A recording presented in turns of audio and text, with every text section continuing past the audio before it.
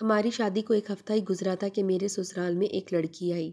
سسرال والوں نے اس کا مجھ سے تعارف کرواتے ہوئے بتایا کہ وہ لڑکی میرے شوہر کی خالہ زاد بہن ہے۔ میری ساس نے دکھی ہوتے ہوئے بتایا کہ دراصل اس کے والدین فوت ہو چکے ہیں اور یہ ہمارے پاس ہی رہتی ہے۔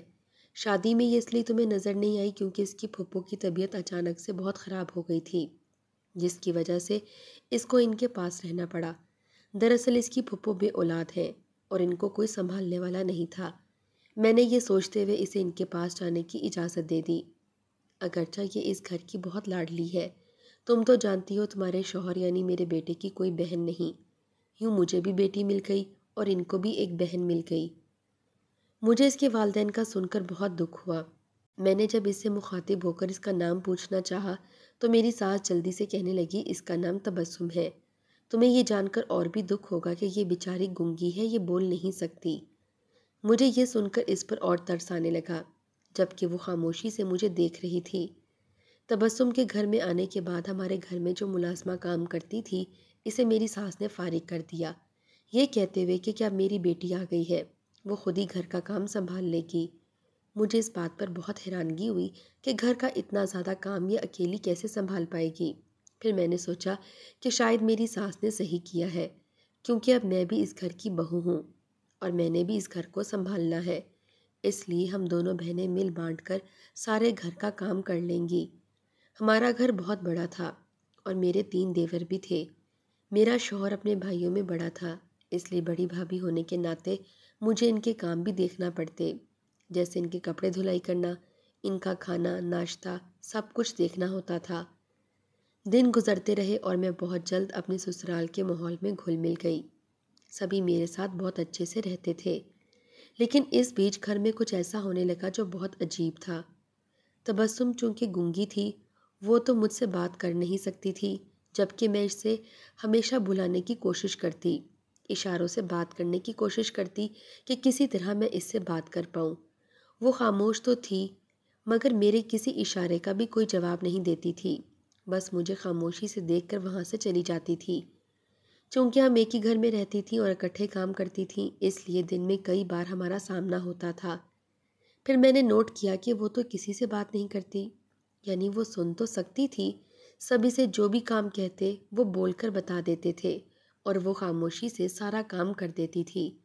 وہ ایک ربوٹ کی طرح مجھے لگنے لگی، جیسے اس کو کوئی حکم دو اور وہ جلدی سے کام کر دے بغیر کوئی بھی تاثر دیے۔ وقت یوں ہی گزرتا رہا اور ہماری شادی کو 2 مہینے گزر گئے۔ ہم دونوں آپس میں بہت ہی خوش تھے، لیکن گھر میں کچھ ایسا مزید ہونے لگا جس سے ہماری خوشی کو دھیرے دھیرے نظر لگتی گئی۔ سارے دن گھر کا کام دیکھ کر میں تھک جاتی تھی۔ جب شام کو میرا شوہر گھر میں لوٹتا تو میں جلدی سے اسے کھانا دے کر اپنے کمرے میں چلی جاتی۔ وہ حسب معمول اپنی ماں کے کمرے میں تھوڑی دیر ضرور رکتا تھا۔ مجھے اس کی یہ عادت بہت ہی پسند آئی، کیونکہ میں نے سن رکھا تھا جو لڑکے اپنی ماں کی خدمت کرتے ہیں وہ اپنی بیوی کے لیے بھی بہت اچھے ثابت ہوتے ہیں، انہیں عورت کی عزت کرنا اچھے سے آتی ہے۔ میں یہ سوچ کر کبھی بھی سمیر کے پیچھے اس کی ماں کے کمرے میں نہیں گئی تھی کہ کہیں ان ماں بیٹے کی کوئی بات میری وجہ سے ادھوری نہ رہ جائے۔ ظاہری سی بات ہے، وہ ان کا بیٹا ہے اور ماں بیٹے کے رشتے میں ہزاروں باتیں ایسی ہوتی ہیں جو ہم ایک دوسرے سے نہیں کر سکتے، اور اس طرح میں ان کی پرائیویسی کو ڈسٹرب کروں گی اور کہیں وہ مجھ سے چڑھنے نہ لگیں۔ ایک روز سمیر کی سالگرہ کا دن تھا۔ میں نے سوچا کہ آج سمیر کو سرپرائز دوں گی۔ میں نے انہیں صبح ڈیوٹی پر جاتے ہوئے کچھ بھی نہیں کہا، یہ سوچ کر کہ جب وہ شام کو گھر آئیں گے تو انہیں شاندار سا سرپرائز دوں گی اور اچھا سا ان کی پسند کا کھانا بنا کر خوب تیار ہو جاؤں گی، اس طرح وہ بہت ہی خوش ہوں گے۔ اس سرپرائز کی تیاری کے لیے مجھے گھر والوں کی بھی مدد چاہیے تھی، اس لیے مجھے گھر والوں کو بھی اس میں شامل کرنا پڑا۔ جب میں نے کچن میں جا کر تبسم سے کہا کہ آج ہم سمیر کی پسند کا کھانا بنائیں گے کیونکہ آج ان کی سالگرہ ہے، تب پہلی بار میں نے تبسم کے چہرے پر مسکراہٹ دیکھی۔ میں نے جب اس سے پوچھا کہ تم مسکرا کیوں رہی ہو تو میری نظر تبسم پر پڑی۔ وہ پہلے سے ہی سمیر کی پسند کی کھیر بنا چکی تھی۔ مجھے یہ دیکھ کر تھوڑا سا دکھ بھی ہوا اور خوشی بھی۔ دکھ اس لیے ہوا کہ میں اس کی بیوی تھی اور میٹھا تو میں نے بنانا تھا۔ خوشی اس لیے ہوئی کہ تبسم سمیر کو اپنا بھائی سمجھ کر اس سے کتنا پیار کرتی ہے، اس کا کس قدر خیال رکھتی ہے۔ خیر، پھر ہم نے مل کر سمیر کی پسند کی ڈشز بنائی، اور جب سمیر کے آنے کا وقت ہونے لگا تو میں جلدی سے اپنے کمرے میں جا کر تیار ہونے لگی۔ میں نے آج اس کی پسند کے کپڑے پہنے اور خوب اچھے سے تیار ہوئی۔ میں کمرے سے باہر نہیں نکلی تھی، یہ سوچ کر کے مجھے سب سے پہلے سمیر ہی دیکھیں۔ اتنے میں مجھے سمیر کی کسی سے بات کرنے کی آواز سنائی دی۔ میں اس کی آواز سن کر بہت خوش ہوئی۔ پھر سمیر مجھے کمرے سے باہر بلانے لگے، جبکہ میں چاہتی تھی کہ سمیر جب کمرے میں آئے تبھی مجھے دیکھیں۔ خیر، میں پھر مسکراتے ہوئے جب کمرے سے باہر نکلی تو میں سامنے کا منظر دیکھ کر اور بھی زیادہ حیران ہو گئی، کیونکہ مجھ سے پہلے ہی وہاں پر تبسم سمیر کے پاس کھڑی تھی، اور وہ سمیر کے پسند کے ہی کپڑے پہنے ہوئے تھی۔ یعنی سمیر کو جو رنگ پسند تھا، اس نے بھی وہی کپڑے پہنے تھے۔ اگرچہ یہ بات بہت ہی حیرت انگیز تھی، لیکن میں ہمیشہ کی طرح اپنی سوچ کو خود ہی ٹالتی رہی، یہ سوچ کر کے ہو سکتا ہے سمیر نے اسے خود ہی بہن سمجھ کر اور اس پر ترس کھا کر اسے اپنے پسند کے کپڑے لا کر دیے ہوں، اور اس میں کوئی برائی بھی نہیں، یہ تو اچھی بات ہے۔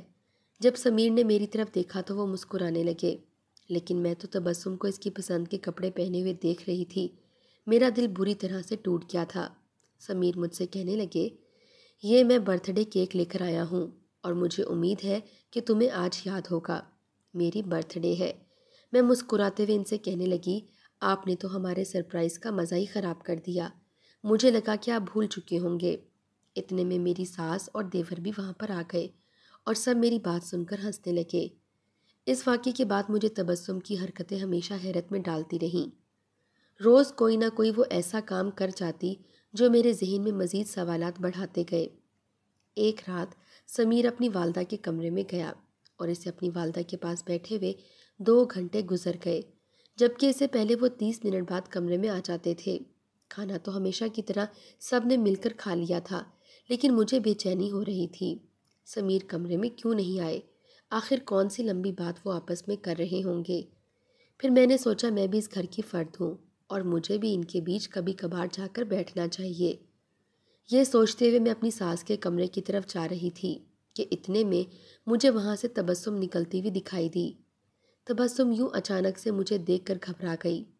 مجھے اس کی گھبراہٹ پر شک ہونے لگا۔ پھر میں نے جلدی سے اپنی ساس کے کمرے کی طرف اپنے قدم بڑھائے، اور جب میں اپنی ساس کے کمرے میں داخل ہوئی تو وہاں پر میری ساس موجود نہیں تھیں، بلکہ وہاں پر سمیر بیٹھا ہوا تھا۔ میں نے حیرانگی سے سمیر کی طرف دیکھا اور سمیر سے پوچھنے لگی، آج آپ کمرے میں کیوں نہیں آئے؟ میں آپ کا کب سے انتظار کر رہی تھی۔ وہ مجھے دیکھ کر عجیب سا تاثر دینے لگے اور بات کو آئیں بائیں کرنے لگے۔ اب مجھے سمیر کی حرکتیں بھی مشکوک لگنے لگیں۔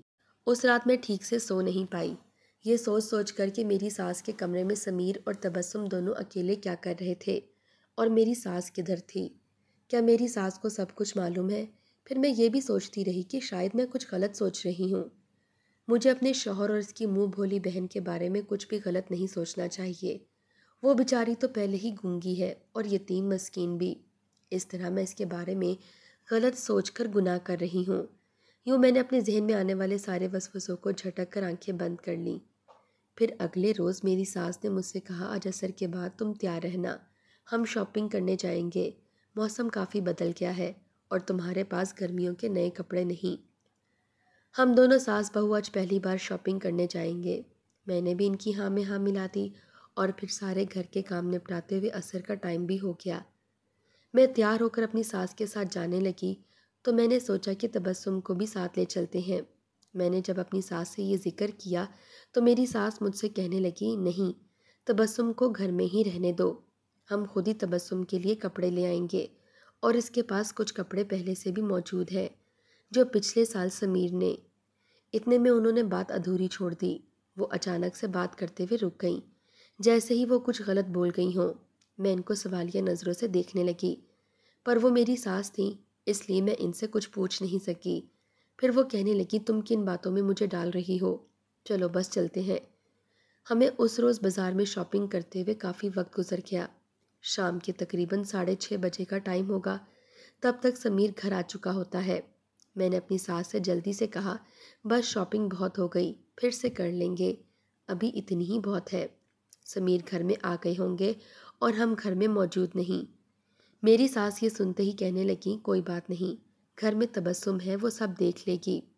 لیکن تب میرا دل بہت بری طرح سے دھڑک رہا تھا۔ ایسا لگ رہا تھا جیسے کچھ غلط ہونے والا ہے۔ میں نے اپنی ساس کو بضد ہوتے ہوئے کہا کہ چلیں، اب مجھ سے مزید بازار میں شاپنگ نہیں کی جائے گی۔ پھر میری ساس مجبور ہوتے ہوئے میرے ساتھ گھر واپس آ گئیں۔ جب میں اپنے کمرے میں آئی تو کمرے میں بیڈ پر جو چادر بچھائی تھی اس پر سلوٹیں تھیں۔ جب کہ میں گھر سے جانے لگی تھی تو میں بیڈ کی چادر بالکل ٹھیک کر کے گئی تھی، اور ہمارے کمرے میں میرے اور سمیر کے علاوہ کوئی بھی نہیں آتا تھا، یہاں تک کہ میں اپنے کمرے کی صفائی بھی خود ہی کرتی تھی۔ پھر میں نے سوچا کہ شاید میری غیر موجودگی میں میرا کوئی دیور بیڈ پر آ کر لیٹ گیا ہو، لیکن اسے کیا ضرورت تھی، کیونکہ ہر ایک کا اپنا الگ سے کمرہ ہے۔ اتنے میں مجھے اپنے کمرے میں موجود اٹیچ واش روم سے کسی کی شاور لینے کی آواز آئی۔ میں سمجھ گئی کہ سمیر آ چکا ہے، وہی فریش ہو رہا ہوگا۔ پھر میں نے سوچا کہ میں بھی کتنی پگلی ہوں، یقیناً سمیر ہی آ کر لیٹا ہوگا۔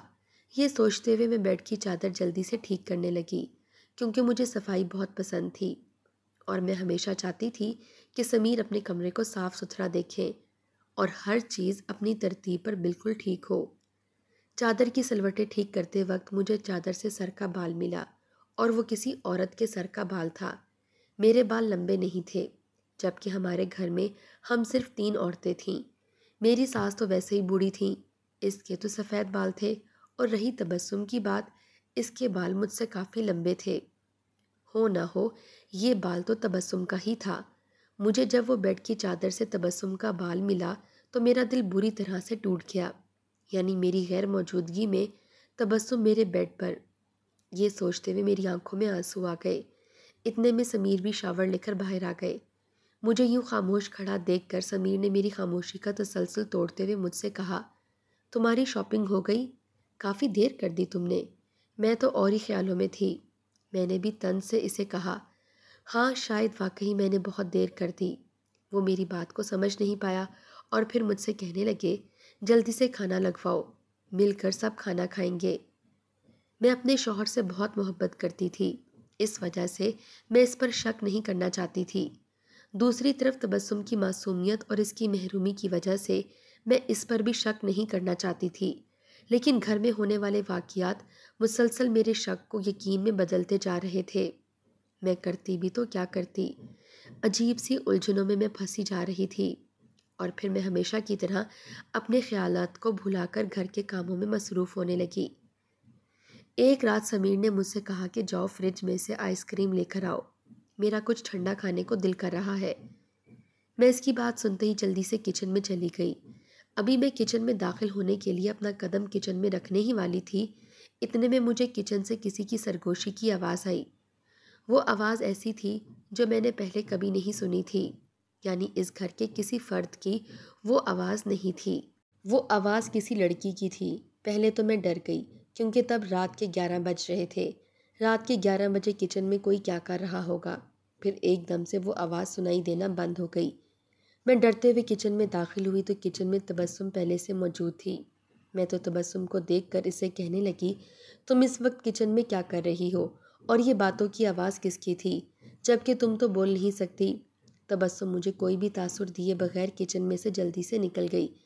میں نے جلدی سے آئس کریم لی اور اپنے کمرے میں جا کر فوراً سے سمیر سے کہنے لگی، مجھے لگتا ہے تبسم بول سکتی ہے۔ میری یہ بات سنتے ہی سمیر مسکرانے لگا اور مجھ سے کہنے لگا، کیا بات ہے، میں نوٹ کر رہا ہوں آج کل تم زیادہ ہی تبسم کر رہی ہو۔ وہ بیچاری کہاں بول سکتی ہے، یہ اچھا مذاق ہے۔ میں نے اسے کہا کہ نہیں، میں مذاق نہیں کر رہی، میں نے خود اپنے کانوں سے آواز سنی ہے۔ پھر سمیر مجھ سے کہنے لگا، تمہیں کوئی وہم ہوا ہوگا۔ ہاں ایسا بھی ہو سکتا ہے کہ وہ فون پر کسی سے بات کر رہی ہو، ضروری تو نہیں کہ وہ بول رہی ہوگی، ہو سکتا ہے کہ اس نے فون پر آواز کھلا چھوڑا ہو اور دوسری طرف سے آواز آ رہی ہو۔ میں نے سمیر سے غصے میں کہا، آپ مجھے پاگل سمجھ رہے ہیں؟ وہ گنگی ہے تو وہ پھر فون پر بات کیسے کر سکتی ہے؟ اچھا اگر وہ فون پر بات کر بھی رہی تھی تو اس نے والیوم اونچا کیا تھا، لیکن خود کیا بول رہی تھی، وہ دوسرا اس کی بات کیسے سمجھ سکتا تھا، جبکہ وہ کچن میں تو کھڑی تھی، ویڈیو کال نہیں کر رہی تھی۔ سمیر میری بات سنتے ہی مجھ پر غصہ کرنے لگے اور آئس کریم مجھے واپس دیتے ہوئے کہنے لگے، تم نے آج میرا سارا موڈ خراب کر دیا ہے، تم بلا وجہ اس بیچاری پر شک کر رہی ہو، اور وہ اتنے سالوں سے ہمارے ساتھ رہ رہی ہے، ہمیں معلوم نہیں کہ وہ گونگی ہے یا بول سکتی ہے۔ یوں سمیر نے اس روز مجھ پر غصہ کرتے ہوئے مجھے ایک طرح سے تو ڈرایا تھا کہ اگر میں تبسم کے بارے میں اس سے کوئی بھی سوال کروں گی یا تبسم کے بارے میں سوچوں گی تو وہ مجھ سے ایسا ہی رویہ رکھے گا۔ خیر، میں ہمیشہ کی طرح پھر سے خاموش ہو گئی۔ وقت یوں ہی گزرتا رہا اور میں تبسم کی حرکتوں کو لے کر عادی سی ہو گئی۔ اس روز کچن میں کافی گرمی تھی اور گھر میں مہمان آنے والے تھے۔ شام کی دعوت تھی، اس وجہ سے کچن میں سارا دن ہی گزر گیا۔ میں کام میں اتنا الجھ چکی تھی کہ میں نے کئی گھنٹوں تک پانی نہیں پیا تھا۔ شاید اس وجہ سے مجھے چکر آنے لگے۔ میں نے سوچا کہ کمرے میں جا کر تھوڑی دیر سستا لیتی ہوں تاکہ مہمان جب گھر میں آئیں تب فریش ہو جاؤں۔ اس غرض سے جب میں کچن سے باہر نکلنے لگی تو میری آنکھوں کے آگے اندھیرا آ گیا اور میں نیچے گر گئی۔ جب میری آنکھ کھلی تو میں کمرے میں اپنے بیڈ پر لیٹی ہوئی تھی۔ مجھے ہوش میں آتا ہوا دیکھ کر میری ساس خوشی سے کہنے لگی، مبارک ہو، تم ماں بننے والی ہو۔ ان کے یہ الفاظ سنتے ہی مجھے بہت خوشی ہوئی۔ اس شام کو جب مہمان آئے تو سب کو جب معلوم ہوا کہ میں امید سے ہوں، سب مجھے مبارکباد دینے لگے اور سمیر کی آنکھوں میں نے میرے لیے الگ ہی خوشی اور چمک دیکھی۔ لیکن اس بیچ میری نظریں تبسم کو تلاش کرنے لگیں کیونکہ وہاں تبسم نہیں تھی۔ اس روز میری طبیعت کچھ ٹھیک نہیں تھی اور خوشخبری کی بات سن کر میری ساس تو مجھے بیڈ سے نیچے پاؤں نہیں رکھنے دے رہی تھی۔ اس وجہ سے کھانا کس نے ٹیبل پر لگایا اور کب لگایا، مجھے اس بات کی بھی کوئی خبر نہیں تھی۔ یہاں تک کہ میرا کھانا بھی سمیر ہی کمرے میں لے کر آیا۔ پھر جب مہمان چلے گئے تو میں نے سمیر سے کہا کہ تبسم کدھر ہے؟ سمیر نے مجھ سے کہا کہ تمہیں تبسم سے کوئی کام تھا، وہ اپنی پھپھو کے پاس چلی گئی ہے۔ کیا بات ہے، تمہیں اب اس کی غیر حاضری سے بھی پریشانی ہو رہی ہے؟ میں اس کی بات سن کر پھر سے خاموش ہو گئی۔ وہ اب تبسم کے ذکر پر چڑ جاتا تھا، چاہے میں کوئی صحیح سوال کروں یا غلط۔ خیر، کچھ ہی دنوں بعد جب تبسم واپس آئی تو وہ مجھے بہت اداس لگ رہی تھی۔ چونکہ وہ گونگی تھی، وہ بیچاری مجھے مبارکباد بھی نہیں دے سکتی تھی، لیکن میں نے اس کو اپنی خوشی کے بارے میں ضرور بتایا۔ جب میں نے اسے اپنی پریگننسی کے بارے میں بتایا تو اس کے چہرے پر خوشی کی بجائے پریشانی چھلک رہی تھی۔ میں یہ تو جانتی تھی کہ اتنی بڑی خوشی وہ پہلے سے ہی جانتی ہوگی، لیکن میں اس کے تاثرات دیکھنا چاہتی تھی، اس لیے میں نے خود سے اس کو یہ بات بتائی۔ جب بھی کچن میں کام کرنے کی غرض سے آتی، مجھے دیکھ کر وہ کچن سے باہر نکل جاتی، یعنی میں گھر میں جہاں بھی جاتی اگر وہاں پر تبسم پہلے سے موجود ہوتی تو وہ وہاں سے چلی جاتی۔ ایک طرح سے وہ مجھے نظر انداز کرنے لگی۔ اسی بیچ ایک رات مجھے پیاس لگ رہی تھی اور کمرے میں رکھے ہوئے جگ میں پانی ختم ہو گیا تھا۔ میں جگ لے کر جب کچن میں گئی تو وہاں پر تو تبسم کھڑی رو رہی تھی اور اللہ اللہ کہہ رہی تھی۔ جب میں نے اس کے منہ سے اللہ سنا، میں بنا وقت ضائع کیے تبسم کے سامنے جا کر کھڑی ہو گئی، یہ سوچتے ہوئے کہ آج اسے رنگے ہاتھوں پکڑوں گی۔ اتنے میں تبسم اپنے آنسو پوچھتے ہوئے وہاں سے جانے لگی۔ میں نے اس کا ہاتھ زور سے پکڑا اور اسے کچن میں سے زبردستی باہر نکال کر ہال میں لے جانے لگی۔ تب مجھے کسی نے دکھ بھری آواز سے کہا کہ رک جاؤ، اللہ کے واسطے رک جاؤ۔ وہ الفاظ سنتے ہی میرے قدم وہیں پر جم گئے۔ میرے جسم میں جیسے کرنٹ لگ گیا ہو، کیونکہ وہ آواز تو تبسم کی تھی۔ میں نے تبسم کو پیچھے مڑ کر دیکھا تو وہ پھوٹ پھوٹ کر رونے لگی اور مجھ سے کہنے لگی، ہاں میں بول سکتی ہوں، میں کبھی بھی تمہارے سامنے بولنا نہیں چاہتی تھی، لیکن تم چونکہ اس گھر میں ہی رہتی ہو اور میں زیادہ دیر تک یہ ناٹک نہیں کر پائی۔ اسے یوں بولتا ہوا دیکھ کر مجھے اس پر بہت غصہ آنے لگا۔ اتنے میں وہ مجھ سے کہنے لگی، میں اب تم سے اور کچھ بھی نہیں چھپاؤں گی، کیونکہ میں اب مزید برداشت نہیں کر سکتی۔ میں سمیر کی کوئی خالہ زاد بہن نہیں ہوں، میں سمیر کی پہلی بیوی ہوں۔ یہ سنتے ہی میری آنکھوں میں آنسو آ گئے۔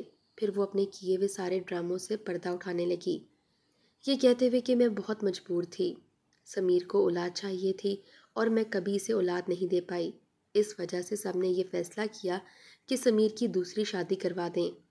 میں نے سب کی بہت منت سماجت کی، لیکن کسی نے مجھ پر رحم نہیں کیا۔ طے یہ پایا کہ اگر میں سمیر کی پہلی بیوی بن کر اس گھر میں رہنا چاہتی ہوں تو مجھے ساری عمر اس گھر میں گونگی بن کر رہنا پڑے گا۔ میں سمیر سے بہت محبت کرتی ہوں، مجھے وہ سب بھی قبول تھا، میں سمیر کو کسی بھی حالت میں نہیں چھوڑنا چاہتی تھی، یہ جانتے ہوئے بھی کہ اس نے مجھے اتنا بڑا دکھ دیا۔ سوتن کا دکھ اس دنیا میں ہر عورت کے لیے سب سے بڑا دکھ ہوتا ہے۔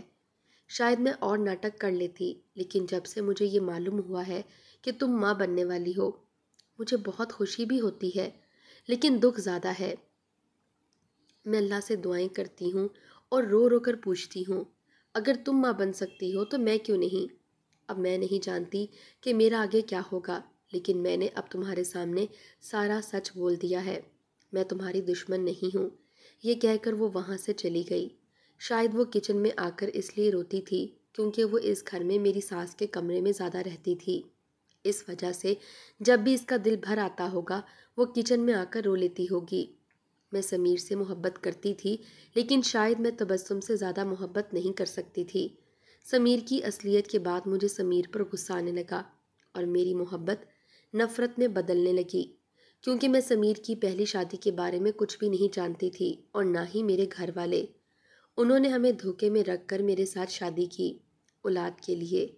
میں تو شروع سے ہی ایسے مرد سے نفرت کرتی تھی جو اولاد کا بہانہ بنا کر دوسری شادی کر لیتے ہیں، جبکہ میں ہمیشہ سے یہ سوچتی تھی کہ اگر مرد میں مسئلہ ہو تو عورت یہ قدم کیوں نہیں اٹھاتی، کیونکہ وہ اپنے شوہر سے زیادہ محبت کرتی ہے، شاید اس وجہ سے۔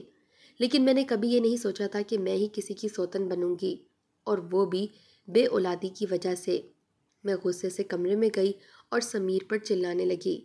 سمیر آرام سے سو رہا تھا۔ وہ مجھے یوں چلاتا ہوا سن کر جلدی سے اٹھا اور مجھ سے کہنے لگا، تمہیں اچانک سے کیا ہوا ہے؟ تمہاری طبیعت تو ٹھیک ہے؟ میرا اس کے ساتھ بہت زیادہ اس روز جھگڑا ہوا اور اگلے ہی روز میں اپنے میکے ناراض ہو کر چلی گئی۔ اس کے بعد سمیر کے گھر والے اور سمیر کئی بار مجھے منانے کی غرض سے میرے میکے میں آئے، لیکن میرے میکے والے بھی ان سے بات نہیں کرنا چاہتے تھے۔ میں یہ نہیں جانتی تھی کہ ظلم کس کے ساتھ زیادہ ہوا، تبسم کے ساتھ یا میرے ساتھ، مگر جانے نہ جانے میں نے شاید تبسم کا کئی بار دل دکھایا تھا۔ مجھے یوں پریشان دیکھ کر میری والدہ مجھ سے کہنے لگیں، ایسی حالت میں زیادہ پریشان مت رہا کرو، بچے پر برا اثر پڑے گا۔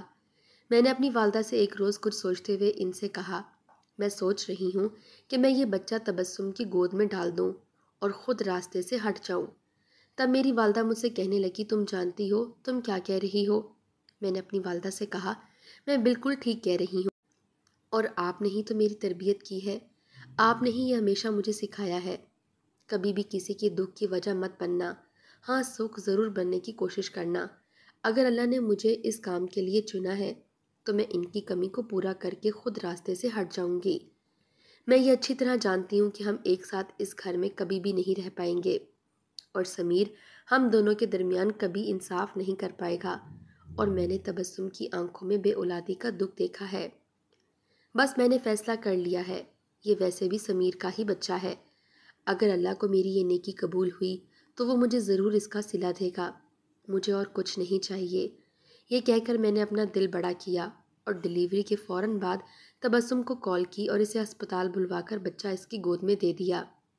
تبسم مجھ پر یقین نہیں کر رہی تھی، لیکن میں نے اسے دلاسا دیتے ہوئے کہا، فکر مت کرو، میں تمہارے راستے میں اب کبھی نہیں آؤں گی۔ مجھے ایک برا خواب سمجھ کر بھول جانا، ہاں ہمارے بچے کا خیال ضرور رکھنا اور مجھے اس کی تصویریں ضرور بھیجتی رہنا، ہم اچھے دوست بن کر تو رہ سکتے ہیں۔ یہ سنتے ہی تبسم بہت خوش ہوئی۔ میں نے تبسم کے چہرے پر وہ خوشی آج سے پہلے کبھی نہیں دیکھی تھی۔